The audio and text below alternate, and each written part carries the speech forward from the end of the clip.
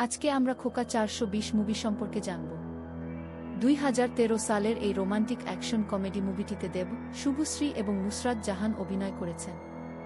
কৃষ্ণ নামের এক ধনী পরিবারের ছেলে তার প্রেমিকা মেঘার অনুরোধে তার বান্ধবী ভূমির পরিবারের কাছে ছদ্মবেশে প্রেমিকের অভিনয় করতে যায়।